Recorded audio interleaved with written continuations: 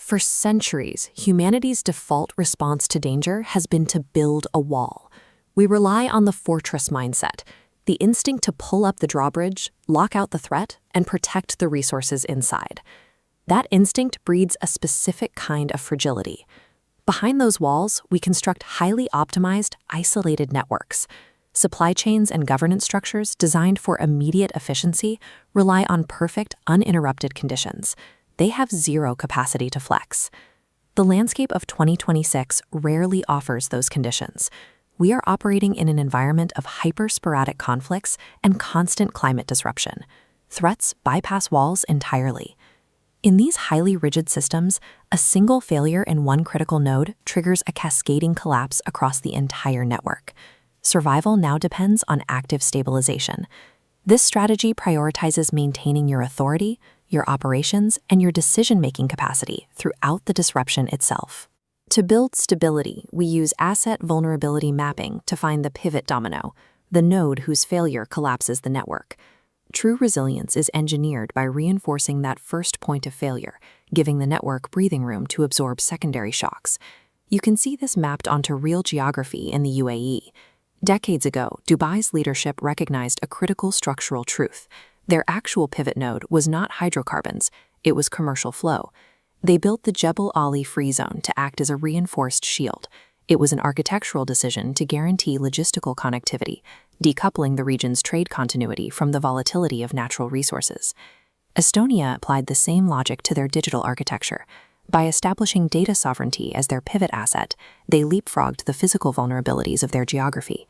They built data embassies to ensure the state survives even if its physical territory is compromised. Mapping and securing that single essential anchor point in advance creates a system capable of rerouting its own operations under pressure. Physical architecture is only the skeleton, operational doctrine is the muscle memory. A resilient system assumes the crisis is the new baseline. This requires degraded condition protocols. These are predefined, highly practiced modes of operation engineered to keep core functions running even when system capacity is severely reduced. Look at Singapore's approach to water at independence. They engineered redundancy into their infrastructure through desalination, recycling, and diversified sourcing. They treated water as a survival asset, ensuring continuity of supply regardless of external pressures. This chart illustrates the financial reality. Just-in-case redundancy demands high initial capital, but when a shock hits, the redundant system stabilizes, capturing a redundancy premium. This creates a distinct competitive advantage, moving away from fragile efficiency toward durable resilience. That premium acts as the ultimate capital protector. While competitors are paralyzed by a single-point failure, the architect of a redundant system retains the capacity to trade, to make decisions, and to lead. Yet, the most robust physical and operational frameworks still share one absolute vulnerability. No architecture survives the collapse of human judgment. Under extreme pressure, successful systems rely on mission command. This is an operational state where decentralized nodes are trusted to execute the primary objective on their own, without micromanagement.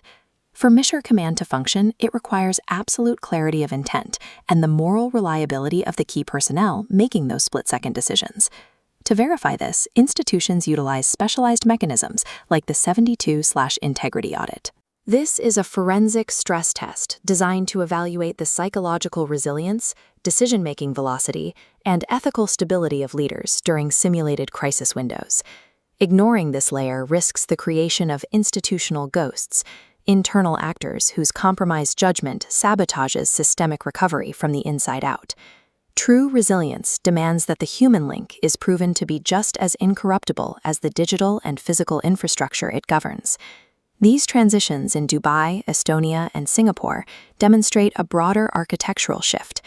Now, survival in a volatile world depends on mastering the continuous flow of trade, energy, data, and authority. This logic redefines sovereignty. Traditionally, we measured power by the control of lines on a map and the height of walls. In 2026, a system's capacity to remain upright and connected under intense external pressure is the primary metric of power. Today, modern leaders must look past the strength of their walls and ask, how incorruptible are their systems?